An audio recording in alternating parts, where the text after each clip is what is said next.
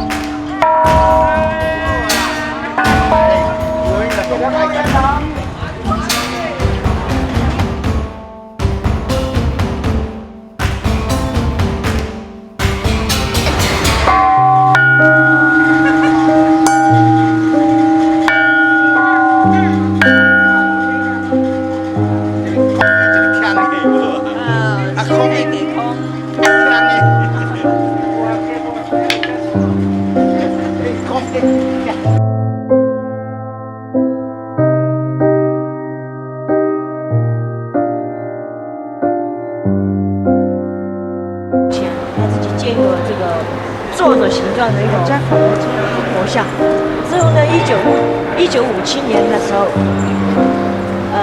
这个佛已经很旧了嘛，然后脸的形状也不好看。然后1957年的时候，刚好在缅甸开第6次佛教会议。第6次佛教会议呢，就是请佛教国家全部来到缅甸这边世界和平，来这边开会佛教会议。之后呢，就是这些和尚呢就建议说是在缅甸，这个地方建一个卧佛比较好。就是中国的师傅呢，他就会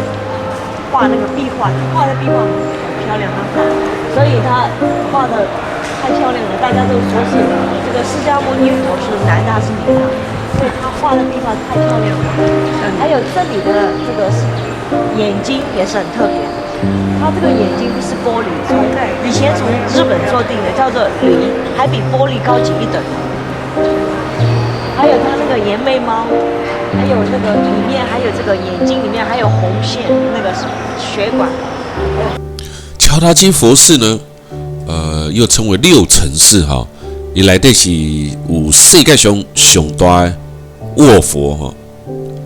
卧佛寺乔达基卧佛，上早伫19世纪时，有没有他出行啊？哎呦，出行跟现在怎么比较摇高？有没有哈？出行是这个样子。上早的时阵是办卧室的哈，1958年改为中倒落来，唔知是不是哈？一开始安尼半体咧伤忝哈，到尾呢就甲做成全部拢倒落来啊。这个佛寺因为毁损不堪，但西元19世纪的时阵，1966年一个顶起起来，呈现了今日的面貌啊。那卧佛长达75公尺，管呢30公尺，伊的脚底各有图案哦，伊的脚底有108度，代表呢人有108次的轮回啊，也象征天地万物尽在其脚下。卧佛他大目睭呢是用玻璃镶成的哈。并有一个中国画家呢点出他的眼珠子啊，他的这个样貌啊很特别。到这个缅甸要看这个卧佛要参拜时阵呢，等外头呢就爱烫的啊哈，甲行到内底来。头前咱就介绍啊，到缅甸哦，到缅甸这12生肖啊，你要安怎拜吼？每一边都有你拜的神啊，你甲看边边拢佛教，但是它就是有很大不同的意义啊。跟他的模式啊，以前你看，爱甲佛在辛苦哈，祈愿完毕以后要拿这个水哈往佛身上一倒，有没有？这个差别就是这样子啊。啊，这个是什么呢？啊，我们婉婷跳跃式的拍法，我说跨模啊，这个是不是那卧佛的脚？应该是哈，他的108个轮回就在他的脚下。你看，哇，他没有拍完全身的跳跃式的拍法，我当下的跨模哦，你看这卡有够清气啊，没有香港脚啊，这个底下有108个图案，所以啊，这个感觉上呢，是不是？一样是佛教，你现在有没有感觉到很特别啦？尤其是在缅甸这个以佛立国的国家，哇，那种感觉更是不一样。你看他的眼珠子用玻璃做成的哈，他当年老看了咱头前翕的那张相片，跟今麦相片呢，就呈现了完全截然不同的感觉。那这一个地方呢，又叫做是大金塔，更是缅甸最大重点地标之一啊。缅甸有85%的人信佛教，崇尚建寺造塔，有佛塔之国的美称呢。尤其是仰光，当地人更喜欢用金来去打扮这个佛塔形象而有金塔之都的美名。3到5月份，尤其每年的3到5月份是缅甸一年当中最热的季节，气温常常呢几乎天天都在40度当然我们现在不是在3到5月份来这个酷暑呢阻挡不了佛国子民呢每一天都要来礼佛的心情大刚的佛塔拢做侪人缅甸的佛塔有多么的金碧辉煌呢？夏天有多么的酷热呢？这个缅甸人一生都得朝圣一次的大金塔真真切切的会使你感受到什么叫做佛国的净土你爱腾正脚你比这个大金塔内底行你敢知影这个大金塔你若热天来是不是40度的这个较高的温度石做地板腾到互你连3秒钟拢徛袂了佛塔若射一个落来我跟你讲拢碰趴开来但是当地的人呢，因为这个虔诚向佛。习惯呢，让他们忘了灼热的痛，还是虔诚让他们变得很无惧呢？这也不晓得但是我们现在来到了缅甸人一定都要来的大金塔。还有烧纸钱的，这个呢就是最早到这个缅甸的一些华人破坏的，只剩下这些。如果这些没有的话，我们都不知道这个是以前中国人贡献的一个地方。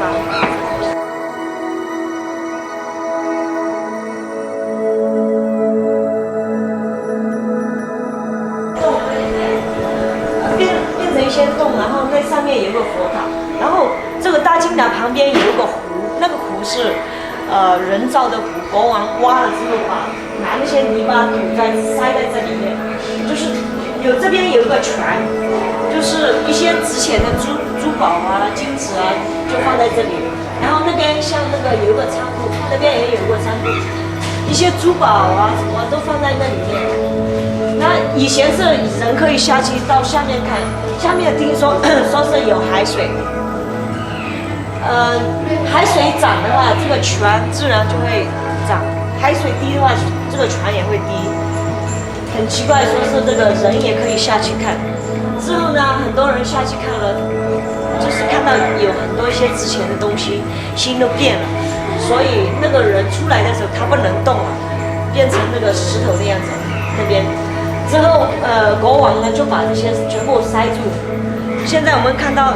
那大金塔就变成这样子，我们脚踩的这个地呢，就是在那里的。像以前就是这些洞，都把它塞住了，全部盖成。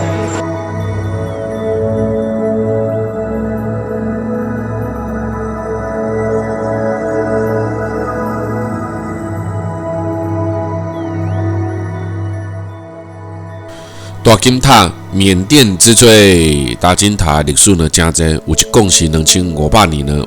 有人讲嘛，西元前6世纪呢，拢有会使确定的是，目前的轮廓在1769年呢，大金塔室内有69座的佛塔，每一座呢都像这样子金光闪闪100几公尺高的主塔，用红砖贴出来主体，塔身呢搭上过了1000万片，重达7公吨的黄金。尖塔顶悬，阁有76克拉的宝石放在这个尖塔顶悬塔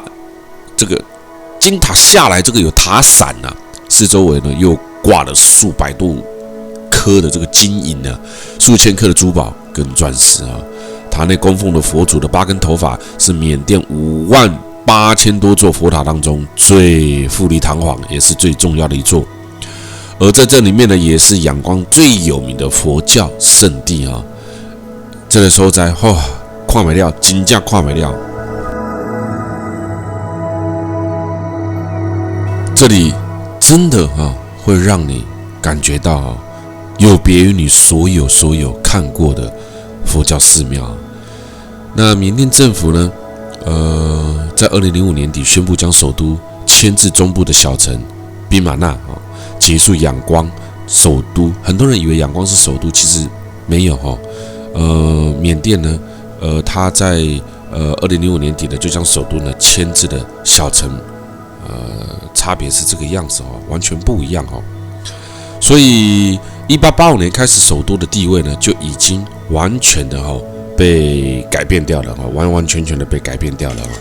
那我们现在呢来到了这个地方呢，当然了，不免呢你要看看呢仰光它的为什么要结束仰光的首都地位呢它把资源呢重新做了这一个分配啊。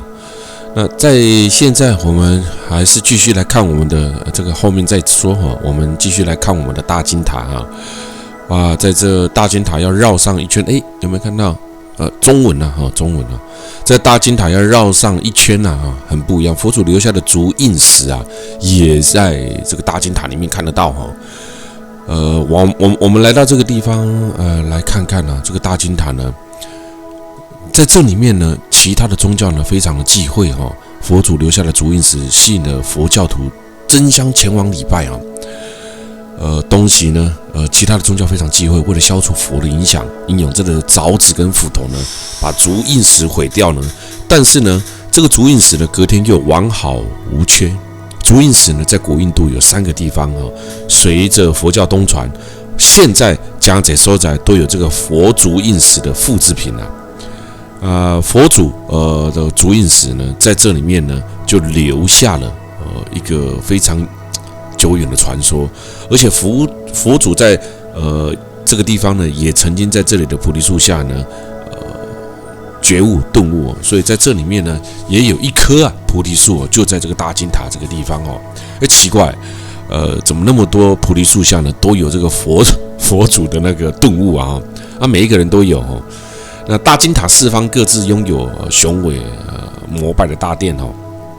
就要进来的行，你就可以感受到这叫大金塔，你怎么看都怎么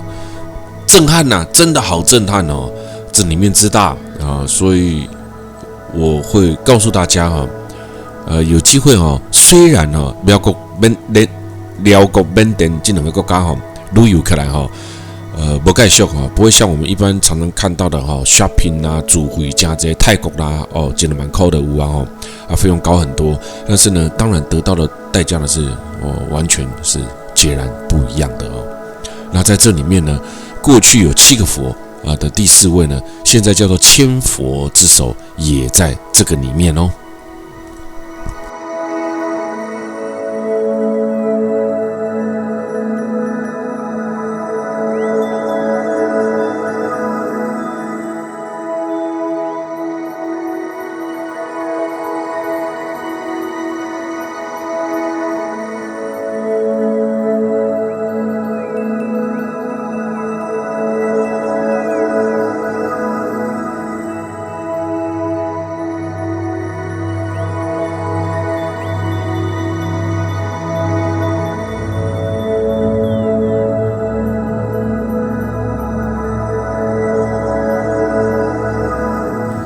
进来这里面我们绕着顺时针的方向呢一路走过来我们也可以看得到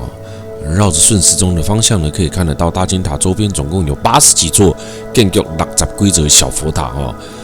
你看看这个佛，还有这个跟动物合成一体的这种特殊的神像呢，真的来边等你敢看得到。来到这个地方呢，我们也可以看得到2.6公尺宽3.3公尺重42吨的大钟是贡棒王朝第8任的国王1841年参拜大金塔所下令铸造的这里面有一个钟塔在这里面了。其实这里面有很多很多的地方呢，是非常值得我们进来拍摄只可惜我们的婉婷呢，她用跳跃式的拍法我被供美户供要讲来不及讲如果说是一个地方的定点的拍摄呢也许呢我们要讲会比较好讲。这里面可以看到很多的文章，缅甸文孟族文巴黎文甚至呢还看得到几个中文。这嘛是代表呢这个大金塔这个所在经过来的朝代的国王当时的政治环境底下呢所塑造起来的那最多的当然就是缅文、孟族文跟巴黎文这三种的文字呢记伫了大金塔的历史对以前到今嘛这甲欧洲的所在真共你永远拢会使看到上顶冠面有人在行这拢是因为大金塔最上面我刚刚有说过有宝石了这是啥？这是维修的背起来金塔顶管呢catch 关咪怕掉在那里啦，有一些东西不见了啦，或者是有一些飞到上面去的东西，所以大金塔常常看得到上面有人在行大那么的精力在那边清理这整个大金塔大金塔缅甸必来的地方之一，而来过了，绝对让你呢丝毫不觉得过分的夸张金碧辉煌，特别到不行这种不关系都能清佛寺人讲想要清佛寺，我无讲过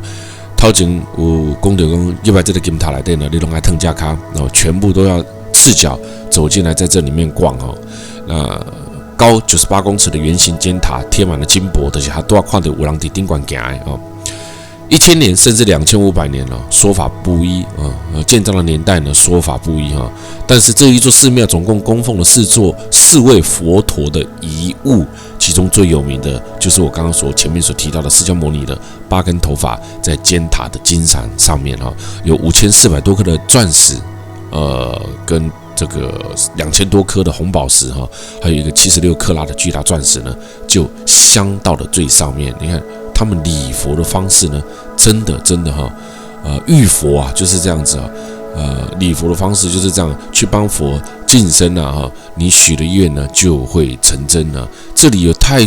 多的佛教的人物，它源自于印度，源自于中国佛教，这两种还有古老的从印度传过来的佛教，他们拥有最原始佛教的教义，所以大家你也在看了这回兄小乘佛教完全跟人所了解的佛教呢，好像差异性很大，已经不是宗教在地化了小乘佛教尤其是来到了缅甸，会让你截然不同的看法。你看到这边不会看到一堆人你洗了金爪污染空气，也不会看到很多人一直拜拜，你看到的就是呢，他们不断的呢把它打扫得很干净这样子的那个打扫清洁大队你在这里逛他们从来没有停止过现在也不会用扫地机器人 iRobot 马不科林他们就是这样子像一根分针一样几楼扫那几楼顺时针一直扫一直扫一零搁一零一零搁一零，为了就是确保呢你的脚没问题你的脚不是没问题，你的脚保持了真清气啦你有看到无看到这真侪人穿沙龙听讲呢沙龙这个名呢巴萨是这个诸葛亮好名但是历史太久远了无从考证缅甸的男人也穿沙龙，就跟美国的人穿牛仔裤一样普遍尤其是穿沙龙的男人呢，里头还不穿内裤听说他们因为穿沙龙呢是比较凉比较凉来有没有看完很震撼的大金塔大金塔真的让人觉得很特别也很震撼那我们现在呢又来到了我们今天要居住的这个饭店缅甸没有股市，没有可乐，没有海尼根，因为缅甸的军政府反美反资本，非常有骨气所以呢在这个地方你看不到很多美式文化，但是现在的缅甸也是东协国家之一的缅甸，目前正在强力的开发当中。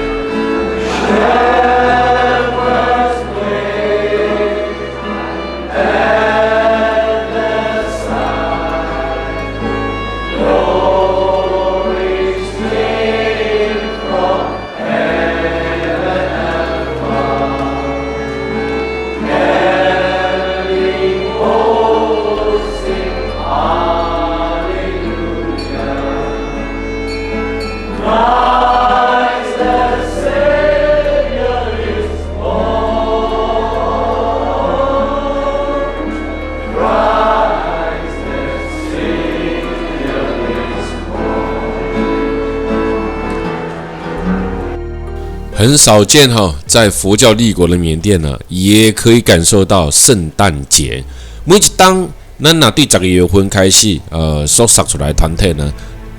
不管在世界各地，你都可以感受到圣诞节的气氛哦。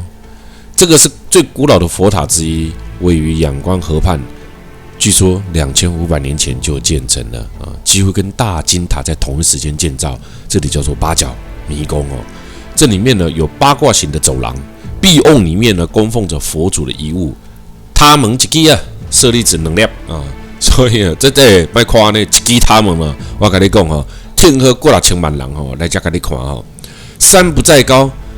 有仙则灵；水不在深，有龙则灵啊。在这边完完全全的体验出来有没有啊？因为这里面有这个佛祖的头发哈。八角迷宫原为叫做博达通佛寺啊，纪念1000名战士，纪念2次世界大战在这边牺牲了1000名的烈士。那以缅甸的8个生肖造成的八角星的徽状，就叫做佛教博物馆啊。所以在这里面呢，虽然它不是外面，但是呢，拍起来的感觉呢也是金碧辉煌。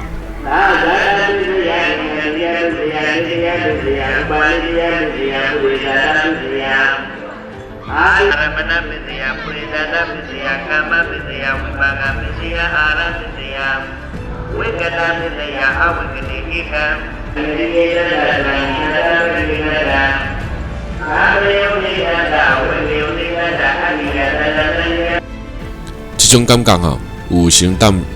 这个伊斯兰教有无哈？伊斯兰教有这个哈放烟药啊，淡江嘛有呢，淡江嘛有。缅甸僧侣之国，仰光金塔之都，无论走到哪边，袈裟的出家人，金光灿烂的大兴佛塔，原始佛教的古老传统，淡江你拢看得到哦。这就是我讲的哦，缅甸啊，你若无来过真正缅甸的深度之旅呢，来一抓，真的会让你觉得呢，收获很多，收获很多。我们现在看看各式各样不同的佛祖喽。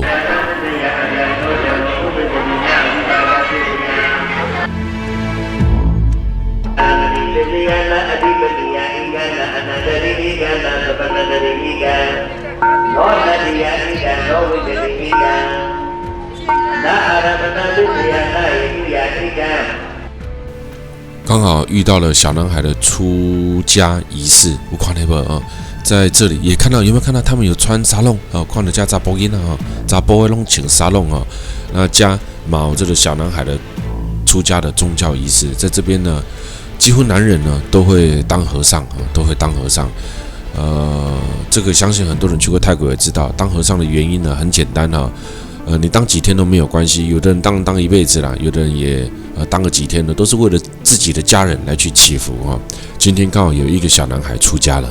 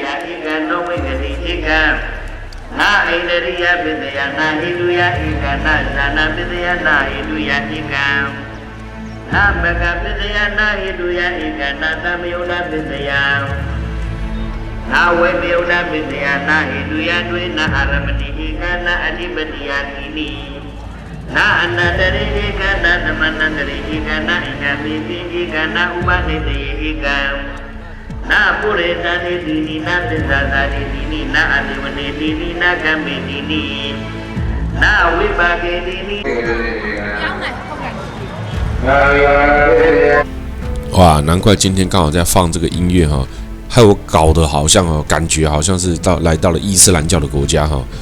一个笃信佛教的国家。这个国家的人民算是很善良的哦。一直以来呢，这个国家呢是军政府的集权统治，跟民主对这个民主打压的啦哦。但国际上呢，几乎跟世界各国呢，去有孤立起来哦。但国内呢，甚至连上基本的网络拢是互控制哦。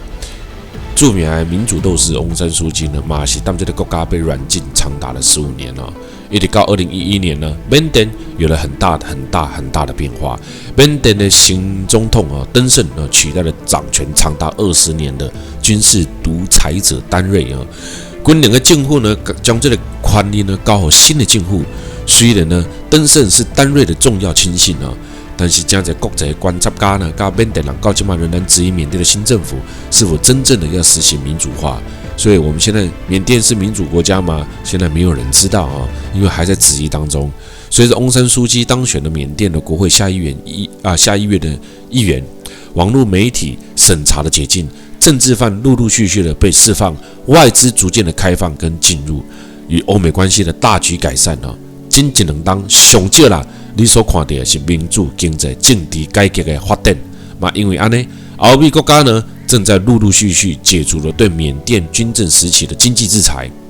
所以最不可思议的、最震撼的，也就是西元2012年，美国总统奥巴马造访了缅甸，变成美国有史以来第一位访问缅甸的现任总统就跟现在他们开放古巴是一样的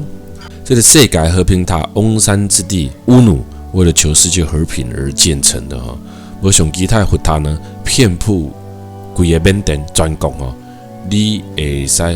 发现到这个世界和平塔呢，原名暗示的真简单就跟你讲世界和平对吧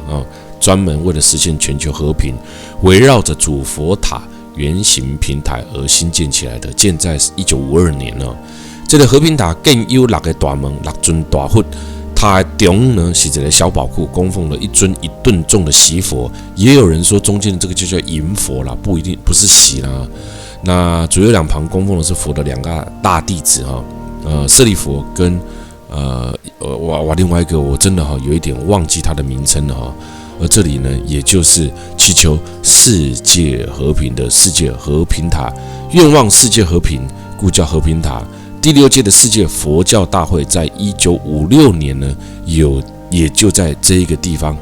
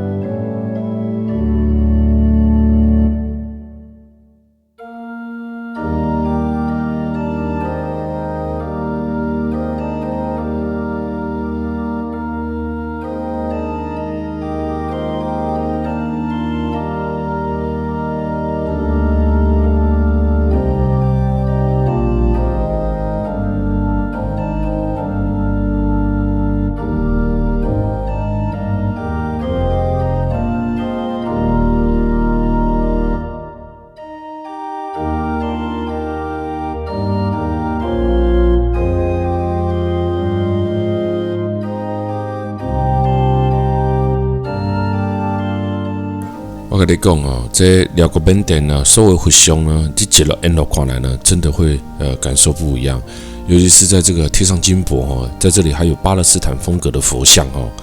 但一寡国家今摆一定无个流行佛教大部分的佛像呢，拢是佛教存在国家呢所制作的艺术品缅甸的佛教圣地呢，真侪佛